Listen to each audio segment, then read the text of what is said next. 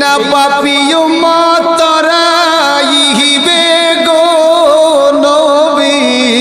কোরআনেতে শুনি গো নবী মায়ার নবী তুমি গো মনি বলেন দয়াল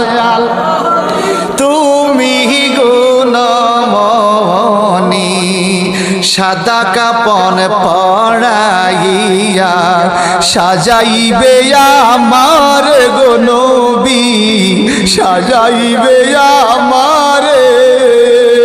সাদা কাপন পড়াইয়া সাজাইবে আমার গো নবী সাজাইবে আমারে আমি তখন যেন দেখি তোমায় গো নবী